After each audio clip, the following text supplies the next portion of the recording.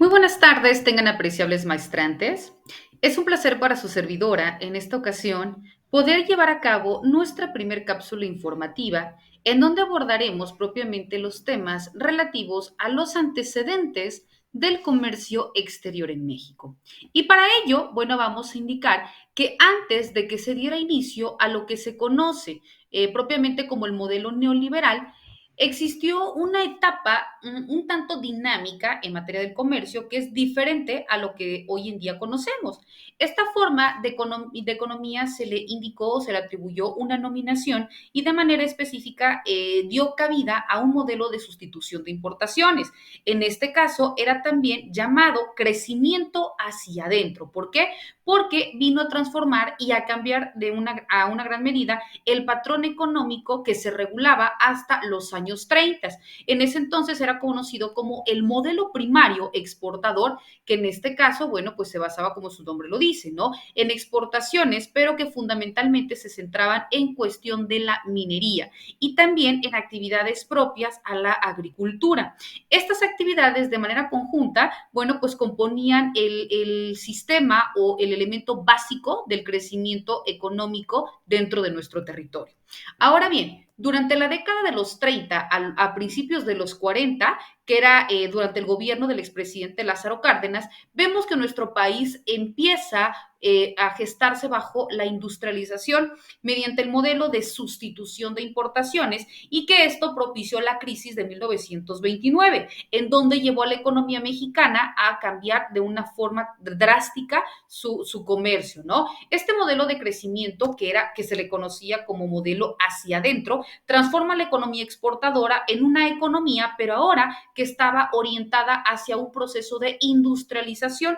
Esto para poder satisfacer todas aquellas necesidades que se encontraban dentro de su economía y dentro de su demanda de manera interna, ¿no? Es decir, dentro del mercado interno. Este modelo requirió de bases muy específicas como poder establecer una infraestructura industrial, como también tomar en consideración las cuestiones de comunicación y en ese sentido, bueno, vemos que empezó a tener un gran auge durante el desarrollo ya gestado de manera interna y luego entonces exteriorizarse, ¿no? Y por eso da cabida a un modelo primario exportador. A partir de esta forma de reconocimiento, México empieza a desarrollar una etapa que se le conoce como la crisis de 1929, en donde obliga a nuestro país a buscar otras alternativas, es decir, a reestructurarse para luego entonces poder resolver todos aquellos problemas financieros, pues que en un momento dado estaba pasando o estaba atravesando, ya que de manera muy puntual, pues se dieron o investigaron y se dieron cuenta, pues que esta forma de crecimiento y de comercialización, pues simple y sencillamente no tenía beneficios para nosotros como individuos. Y entonces fue hasta la Segunda Guerra Mundial en donde Estados Unidos deja de exportar a México y propiamente lo único que interesaba pues era producir armamento para luego entonces poder solucionar esa barrera o esa brecha. Entonces México comienza, como la gran mayoría de los países latinoamericanos, su proceso de industrialización por unas formas sencillas, a través de la producción de bienes finales de consumo no duradero. Esto para establecer estos tipos de bienes en el mercado y que en este sentido, bueno, generaban una forma independiente en el que el Estado debería de poder satisfacer sus necesidades, crear y generar para su autoconsumo. Y dentro de este proceso empieza a haber un decrecimiento dentro del coeficiente de importación de los bienes de consumo, en el cual este periodo tarda de 1929 a 1950. También vemos que de esta forma de reconocimiento o de este proceso se hizo indispensable la importación progresiva de bienes intermedios, pero también de capital, ya que caso contrario, pues simple y sencillamente era imposible continuar con la producción. Y para 1940, la estructura de importaciones se modificó a favor de los bienes de capital, en donde los productos semiacabados eran los que tenían operancia y también las materias primas. Con este modelo de sustitución de importaciones, pues se buscaba tener una economía independiente, pero también menos fluctuante Y entonces se pensó en el poder fabricar bienes que sustituyeran a las manufacturas importadas y luego entonces alcanzar este desligamiento con el exterior, pero no se consideraron propiamente las importaciones de insumos y los bienes de capital que, bueno, obviamente pues no se fabricaban dentro de nuestro país. Entonces aumentan de manera importante y provoca una dependencia aún mayor con el exterior. Esto vemos que esta importación llegó a ser indispensable para la producción interna, ya que pues cada vez nosotros íbamos necesitando mayores cantidades de insumos intermedios, pero también de bienes de producción para cubrir todas aquellas demandas que ya teníamos y que la industria manufacturera pues en este sentido tenía que satisfacer. Entonces vemos que era un momento de importación en demasía y por tanto la economía entra en una etapa pues también complicada. ¿Por qué? Porque empieza a presentar estos obstáculos para luego entonces poder satisfacerlas, ya que existía la forma de poder llevar a cabo este trabajo a partir de la manufactura, pero no se contaba con la materia prima, que era lo indispensable para poder llegar al resultado. Entonces, con este modelo de crecimiento hacia adentro, pues se buscaba importar lo menos posible y se estaba haciendo totalmente lo contrario, ¿no? Ya que la dependencia que se tenía, pues al exterior era por demás notoria.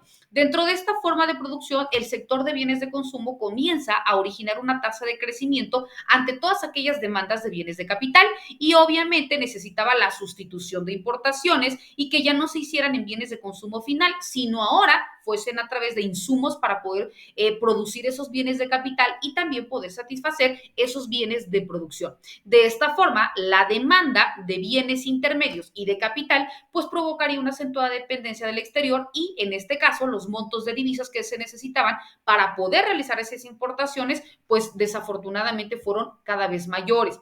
Es importante señalar que de manera específica nuestro país ha atravesado por 4 grandes etapas en materia de economía o de comercio exterior. La primera es la que se establece en México, que va de 1940 a 1944, que es lo que estábamos analizando como la sustitución de las importaciones.